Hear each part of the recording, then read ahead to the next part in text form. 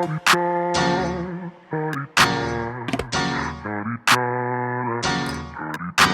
out the way. Who got a watch? Who got the time? I'm raising the clock. Even in my feelings, grind don't stop. Got big dreams, want bigger rocks. I got plans, you got talk. Hey beautiful budgeters, welcome back to my channel. If you are new here, my name is Taj and I am a paycheck budgeter documenting my financial journey here on YouTube. If you are returning, welcome back, beautiful budgeter. In today's video, I am doing a paycheck budget. This is also available in the same journal that I use for my budgeting. And then so basically what I do is I write down an estimate of what I think, because sometimes the income does vary a little bit, not too much, but a little bit. So I always write down the budget of what I think it's going to be, like a roundabout figure. And then once I actually get the direct deposit, then I'll put it on the actual. So the budget is kind of estimate or roundabout, and then I go back in once everything is set in stone, and then I kind of just redo, and I can see the difference between what I've actually budgeted versus actual. Sometimes a certain bill, I may think that it's one thing, and then I actually end up paying something different. It may be more or less. But anyway, so that's what I do. I usually write down the bills that I'm going to pay. Any cash that is going into my cash envelopes in my wallet, if I'm allocating anything for sinking funds or savings, and then any debt that I'm paying. So once I get that situated, then I will move to this side, which is my cash envelopes. And I use this sheet to figure out exactly what I'm going to pull cash out of the bank. And then I get to like decide what denominations I want to. So that way, when I pull this out of my wallet, I have one in my wallet and I can give this to the teller. So this is how this sheet is what I use to figure out what I'm going to pull out of the bank in denominations. So all the rambling, let me just get started. So first, I'm going to just kind of focus on this page. Hopefully I'm in view. All right, so this is the month of July, and July came by so quickly. And let's see, this is going to be for 7/6/23. All right, and then income, there is, oops, can't spell. So I always do income 1 and income 2, because sometimes there's multiple. First thing I'm going to do is put aside for mortgage, and I'm gonna put 800, because I always do, I'm a month ahead. So, and the reason how I get to be a month ahead is doing things like this. Hope I'm in view, because I do like to write sideways. So hopefully you guys can see. And then I have center point, which is I guess 37.45. And then I have that toll that I was talking about, that I think I paid, but I still hadn't went online to check it. So I'm just going to write it in here. And if I've already paid it, then the actuals will end up being 0. But I'm just going to budget for it just in case I didn't, because I didn't get a chance to go in and see if I did or not. So that was $18.30. And then we have AT&T internet, and that's $80.38. That's always pretty much the same. And then we have Aflac, and that one is, I think it's $76.69. All right, and I didn't even write down the date. So that is 797878. So we have my business credit card. I think I'm gonna do 100.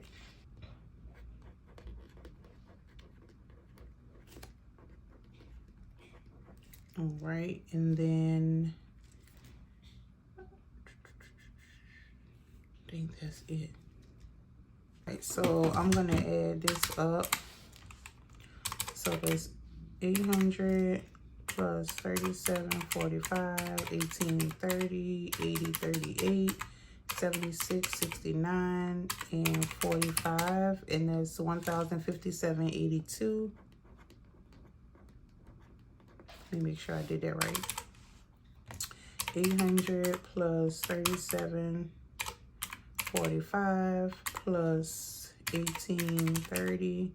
Oopsie, I'll be messing up. 800 plus 37.45 plus 18.30 plus 80.38, 76.69, and 45. All right, 1,057.82. So I don't know. Okay, so my cash envelopes is always, hope y'all can see this, groceries, gas, miscellaneous, household, eating out, and self-care. All right, and I usually do 300. Oh, it's thundering. 60. Miscellaneous, do 10. Household, 40. Eating out. Eating out is usually like, if I grab something for like lunch or something. I just put stuff in there, but I don't really do that. And then self-care, I'll do another 10. All right, so if I add that up, it is 300, 60, 10, 40, 10, and 10. That's 430. All right. And then I don't really have any other debt to pay here, so that's gonna be 100. Now with the budget, I'm gonna do so let me just say 19. I really don't know what that one. I'm not sure if this is not good because I don't remember that one, but let me see. So I'm just gonna do 19 because once I get the set in stone, I'll always put the actual. This is just to kind of give me a figure of a little something, but this is really what matters.